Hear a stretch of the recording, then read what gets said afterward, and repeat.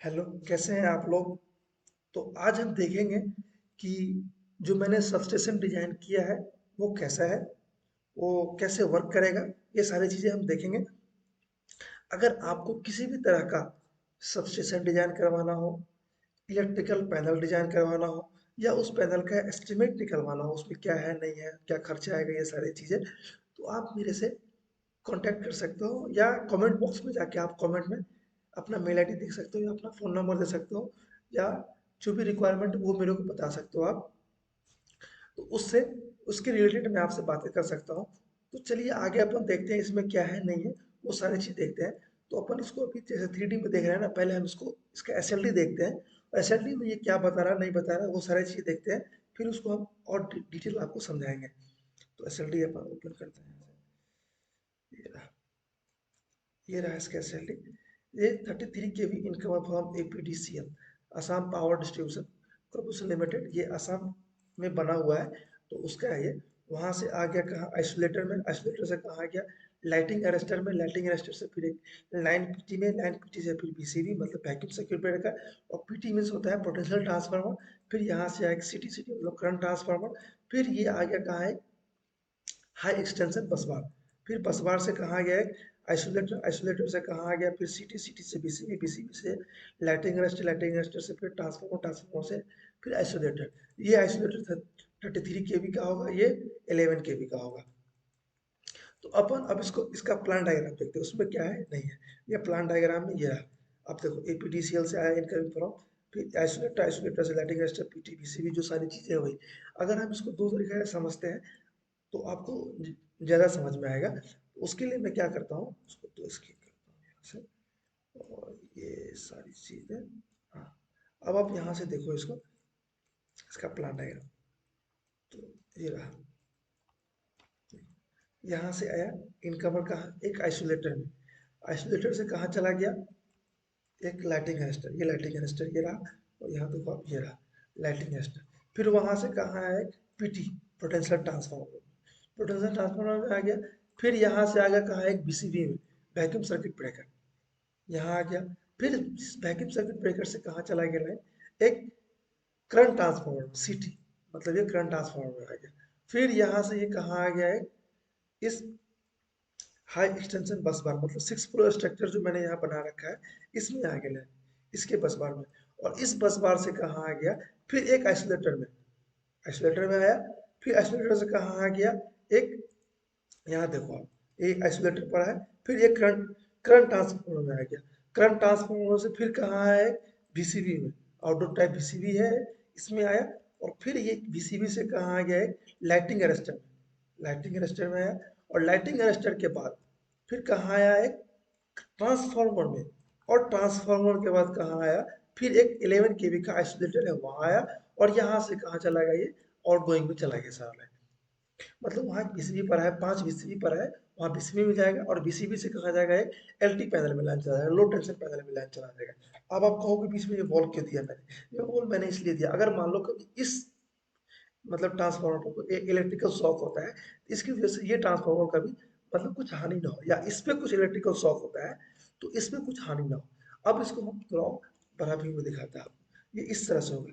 इसके नीचे में कुछ स्टोन वगैरह होता है नीचे में, अगर जैसे मान लो जब भी हमारा लाइन आएगा इसमें, तो ये कंपनसेट करेगा, कंपनसेट करने यहाँ पे क्या होगा वाइब्रेशन पैदा होगा। तो वाइब्रेशन पैदा होने के कारण नीचे में क्या करते हैं हम लोग वहाँ पे स्टोन दे दिया करते हैं, वो मैंने दिखाया नहीं है, वो मैं अभी दिखा देता हूँ स्टोन किस तरह से इसमें होता है। वो सारी चीज़ देखो आपको समझ में आ जाएगा कैसे कैसे काम होता है यहाँ पे।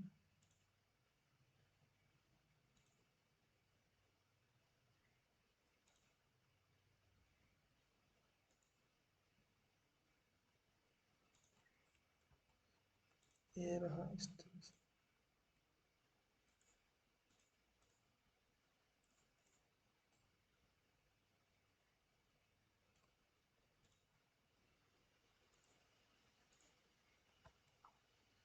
तो ये आपको समझ में आया जाएगा।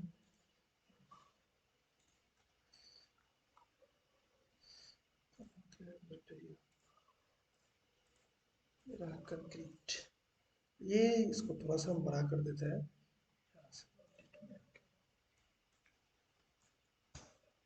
तो ये इस तरह से होता है।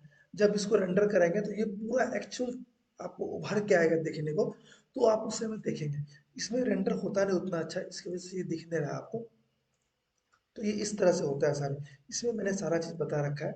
अब हम दिखाते हैं आपको जो मतलब इसका फाउंडेशन किस तरह से करेगा, वो सारा चीज़ आपको हम दिखाएंगे। तो चलिए चलते हैं यहाँ पर वापस से ऑटो कैड में, और वहाँ देखेंगे क्या है नहीं है ये सारी चीज़ें। तो आते हैं अपन इसमें, इसको करते हैं जो। अब यहाँ पे आप देख सकते हो इसका सेक्शनल व्यू इस तरह से है।